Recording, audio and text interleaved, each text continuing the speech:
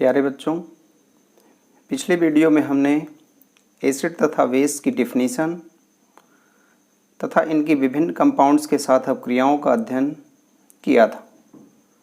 साथ ही इनकी प्रबलता, दुर्बलता तथा इनके पीएच मान संबंधी डिस्कशन भी कर चुके हैं।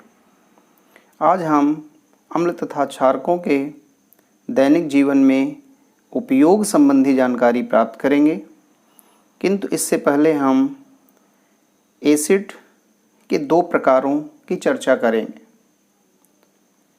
ये दो प्रकार हैं ऑर्गेनिक एसिड और दूसरा है मिनरल एसिड। ऑर्गेनिक एसिड क्या है तथा मिनरल एसिड क्या है, आइए हम इसे देखते हैं। तो ऑर्गेनिक एसिड्स या जैविक अम्ल वे अम्ल होते हैं जो प्रकृति से हमें प्राप्त होते हैं। इन्हें प्राकृतिक अम्ल भी कहा जाता है, अर्थात वे अम्ल जो प्रकृति में विद्यमान हैं उन्हें हम जैविक अम्ल या ऑर्गेनिक एसिड्स कहेंगे। ये अम्ल दुर्बल होते हैं तथा इन्हें खाने तथा पीने पर सामान्यतः नुकसान नहीं होता, किंतु इन अम्लों को भी यदि ज़्यादा सेवन कर लिया जाए तो उससे नुकसान हो सकता, किंतु सामान्यतः ये नुकसानदायक नहीं होते। इन अम्लों का अगर हम उदाहरण लें तो इसमें आता है एसिटिक एसिड। आप जानते हैं कि सिरका या विनेगर। साइट्रिक एसिड, आप जानते हैं कि साइट्रिक एसिड ये पाया जाता है सिट्रस फ्रूट्स में, अर्थात नींबू, संतरा जैसे फलों में। लैक्टिक एसिड जो पाया जाता है दूध के खट्टेपन की स्थिति में, अर्थात दही के रूप में हम लैक्टिक एसिड का उपयोग करते हैं। टार्टरिक एसिड इमली तथा कच्चे अंगूर में हमें टार्टरिक एसिड मिलता है। ऑक्सैलिक एसिड टोमेटो यानी टमाटर में पाया जाता है। इसी प्रकार फार्मिक एसिड चींटी की जो डंक होती है या नेटल लीफ की जो स्टिंग होती है, एक प्लांट है नेटल लीफ, अभी हम इस पर आगे डिस्कस करेंगे, जिसकी डंक में भी फार्मिक एसिड पाया जाता है। आप देख रहे हैं यहाँ पे जितने भी एसिड्स अभी तक हमने जिनके नाम लिए, ये सारे के सारे प्रकृति में विद्यमान हैं, यानी इनके जो सोर्स हैं वो प्राकृतिक है। ऐसे एसिड्स को हम क्या कहेंगे? ऑर्गेनिक एसिड्स कहेंगे। किंतु कुछ ऐसे एसिड्स हैं जिन्हें मानव द्वारा निर्मित किया गया है। खनिज पदार्थों के द्वारा जिन अम्लों का निर्माण मानव द्वारा किया गया है या मानव निर्मित जो अम्ल हैं उन्हें हम मिनरल एसिड्स कहते हैं। ये एसिड्स काफ़ी स्ट्रांग होते हैं, काफ़ी प्रबल हैं, अतः इनका सेवन काफ़ी खतरनाक है। इनके उदाहरण हैं हाइड्रोक्लोरिक एसिड, सल्फ्यूरिक एसिड तथा नाइट्रिक एसिड जैसे अम्ल। आप जानते हैं कि सल्फ्यूरिक एसिड, जिसे हम सामान्य भाषा में तेजाब कहते हैं, कितना प्रबल एसिड है। इसी प्रकार HCl, HNO3 ये सारे के सारे काफ़ी स्ट्रांग एसिड्स हैं जो मानव के संपर्क या किसी जीव के संपर्क में आने पर उसे नुकसान पहुंचा सकते हैं। हम लोग देखे थे कि एसिड तथा बेस की स्ट्रांगनेस या वीकनेस को दर्शाने के लिए उसका पीएच मान निकाला जाता था। तो इस पीएच मान का जो महत्व है दैनिक जीवन में वो क्या है, उस चीज़ का डिस्कशन हम लोग अब करते हैं। तो हम जानते हैं कि पौधे तथा पशु पीएच के प्रति संवेदनशील होते हैं, अर्थात कोई पौधा कुछ विशिष्ट पीएच मान वाले सॉइल में ही पैदा होता है। जैसे हम कहें कि चाय ले लें, चाय का जो पौधा होता है वो स्लाइटली एसिडिक मीडियम में होता है, यानी ज़्यादा एसिडिक सॉइल इसको चाहिए। तो यहाँ से निष्कर्ष निकलता है कि पौधे तथा पशु पीएच के प्रति संवेदनशील होते हैं और यह एक संकीर्ण पीएच परास में ही जीवित रह सकते हैं। जैसे मानव शरीर 7.0 से 7.8 पीएच के बीच ही वर्क करता है। इसका मतलब क्या है?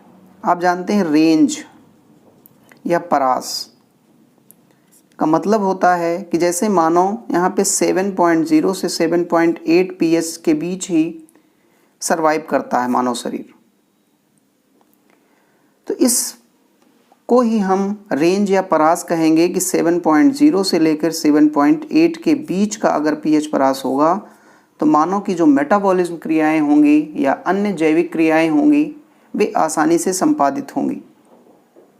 इससे ज़्यादा या इससे कम पीएच माध्यम होने की दशा में निश्चित तौर पे मेटाबॉलिज्म क्रियाएं या अन्य जैविक क्रियाएं प्रभावित होंगी। इसी प्रकार पौधे भी हैं कि उनके लिए एक विशिष्ट पीएच रेंज की आवश्यकता होगी।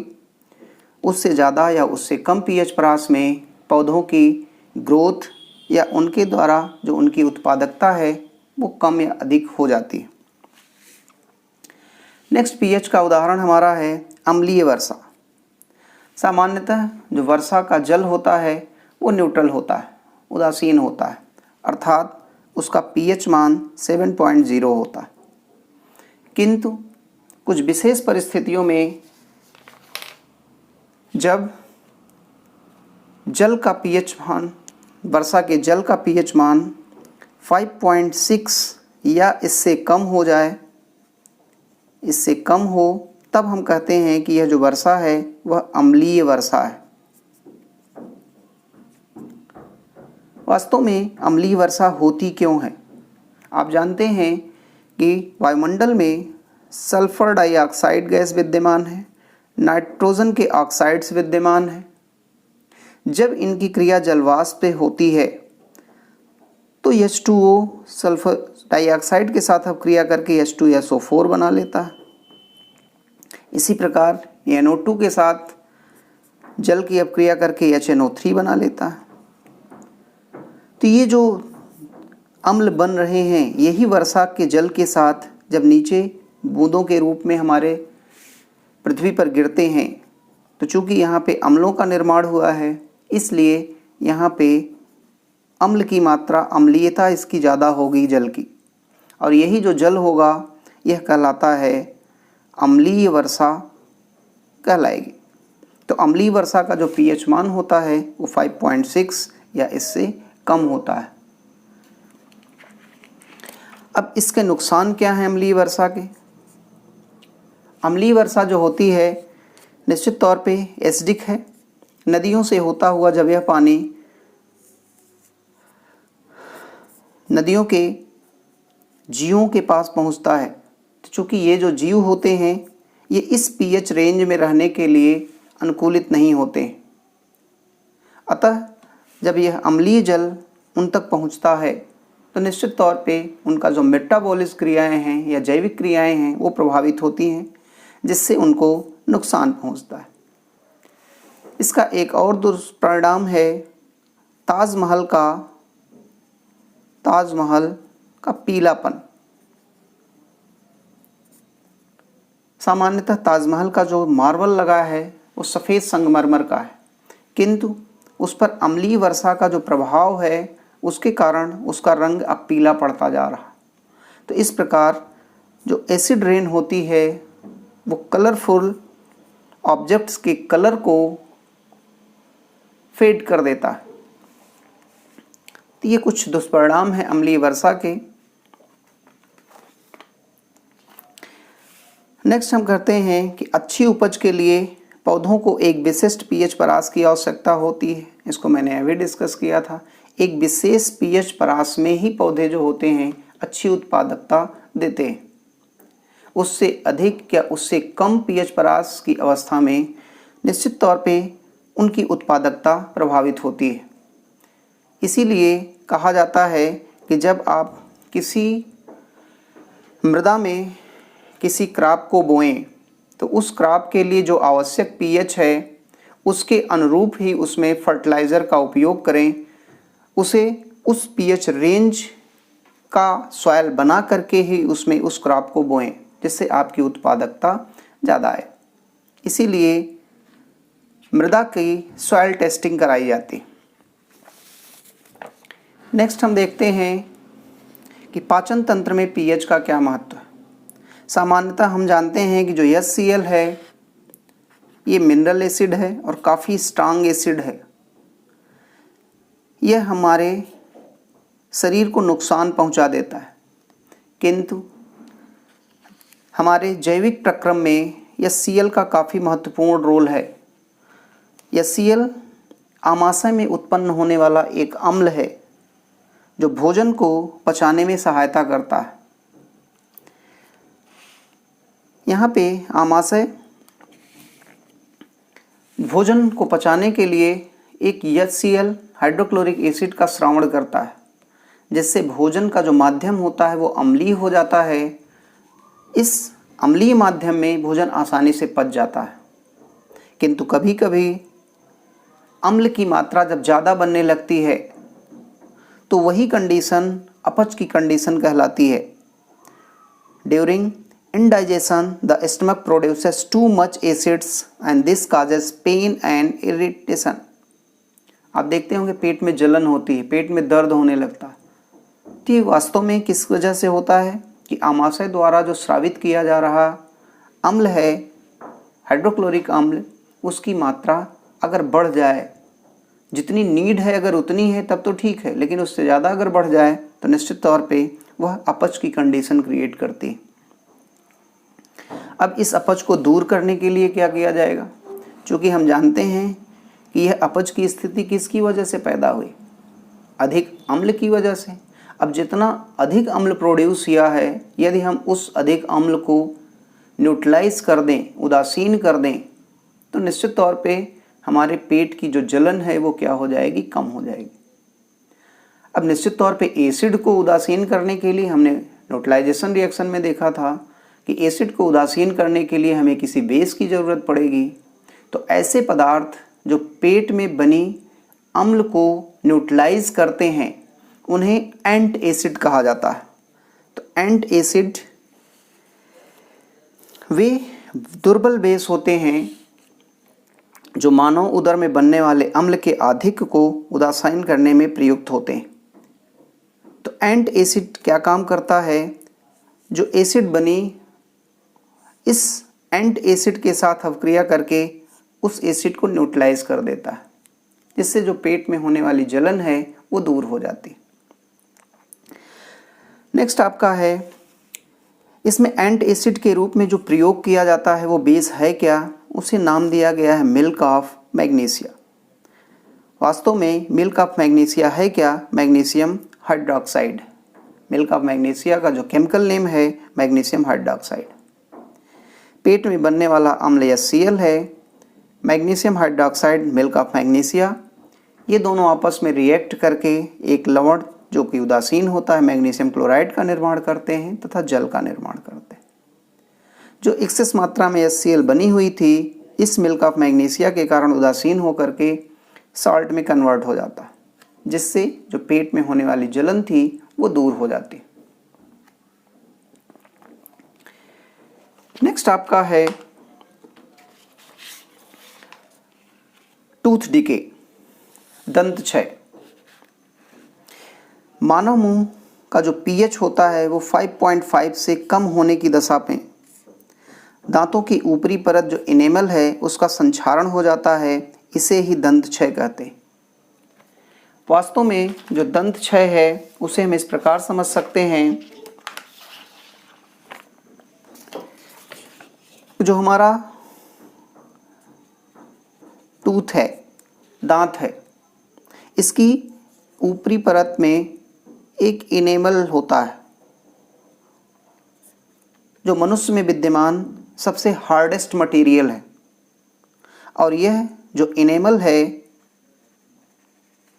यह बना होता है कैल्शियम फॉस्फेट का। कैल्शियम फॉस्फेट ये होता है बेसिक नेचर का, इसका जो नेचर होता है वो बेसिक होता है। सामान्यतः आप जानते हैं जब हम खाना खाते हैं तो खाने के कुछ टुकड़े हमारे दांतों में फंस जाते हैं और उन दांतों में फंसे हुए टुकड़े बाद में इनको जब बैक्टीरिया सड़ाते हैं, बैक्टीरिया इनको पचाते हैं और इस पाचन की क्रिया में एसिड का निर्माण होता है और यही एसिड हमारे दांतों के जो एनेमल हैं, जिनका नेचर क्या है, बेसिक है, मुंह में बनने वाले इस अम्ल से यह जो कैल्शियम फॉस्फेट है इसका संक्षारण हो जाता है, यानी उदासीन हो जाता है। और उदासीन होकर के जो हमारा कैल्शियम फॉस्फेट है ये इसका लगातार क्षरण होता रहता है और जब लगातार इसका क्षरण होगा तो इसी प्रोसेस को कहा जाता है टूथ डिके। टूथ डिके कहा जाता है, यानी दंत क्षय कहा जाता है। तो दंत क्षय वास्तव में है क्या कि हमारे मुंह में विद्यमान जो अवशिष्ट भोज्य पदार्थ होते हैं, बैक्टीरिया द्वारा जब उनका पाचन किया जाता है तो उस पाचन के दौरान अम्ल का निर्माण होता है। यह अम्ल एनेमल जो कि कैल्शियम फॉस्फेट होता है, जो एक क्षारकीय मटेरियल है, उससे अपक्रिया करके उस बेस को उदासीन कर देता है, अर्थात कैल्शियम फॉस्फेट को उदासीन कर देता है, जिसे हम संक्षारण कहते हैं। इस संक्षारण की प्रक्रिया से जो हमारे टूथ हैं उसका क्षरण होता है और यही चीज़ कहलाता है टूथ डिके। इससे बचने का उपाय है कि मुंह में एसिड का निर्माण ना होने पाए। तो एसिड का निर्माण तब नहीं होगा जब हम खाना खाने के बाद मुंह की अच्छे से सफाई करें या ऐसे टूथपेस्ट का प्रयोग करें जिसका जो मीडियम हो वह बेसिक मीडियम हो। तो बेसिक मीडियम का जो टूथपेस्ट होगा वो मुंह में बनने वाले अम्ल को उदासीन कर देगा, जिससे वह जो अम्ल है हमारे दांत के एनेमल को नुकसान नहीं पहुंचा पाएगा। नेक्स्ट हमारा है यहाँ पे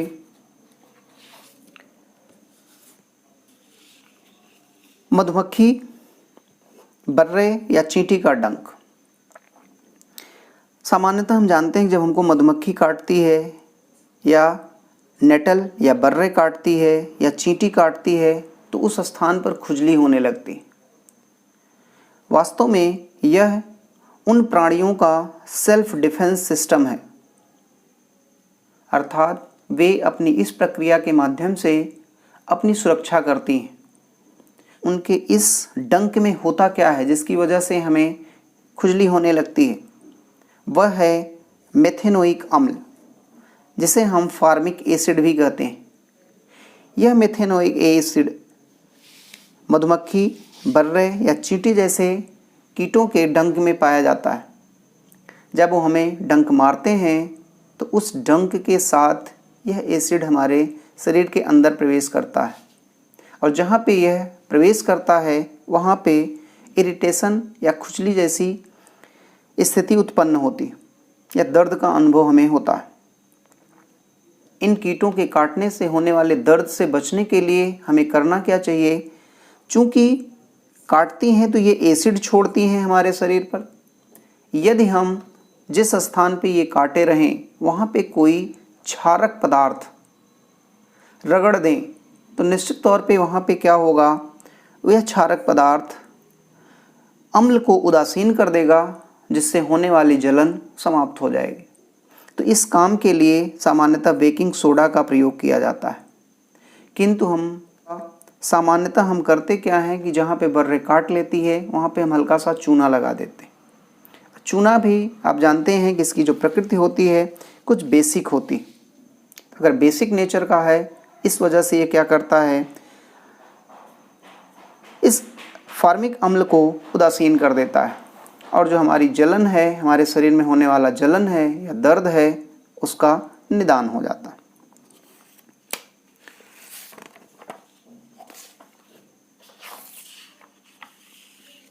तो यहाँ पे अगर हम इसको रिएक्शन के रूप में लिखें तो मेथेनोइक अम्ल जो चींटी या बर्रे या मधुमक्खी के काटने से हमारे शरीर में प्रवेश किया होता है, उसे जब हम बेकिंग सोडा से उपचारित करते हैं, उसके ऊपर रगड़ते हैं, तो यह बेकिंग सोडा एसिड के साथ, जिसका नेचर क्षारीय था, एसिड के साथ रिएक्ट करके उदासीन लवण का निर्माण कर लेता है, जिससे होने वाला जो जलन है वो समाप्त हो जाता है। एक सेल्फ डिफेंस सिस्टम और विद्यमान है प्लांट्स में। एक प्लांट है नेटल प्लांट। सामान्यतः नेटल माने होता है बर्रे, जो कि ये कीट है, या नेटल प्लांट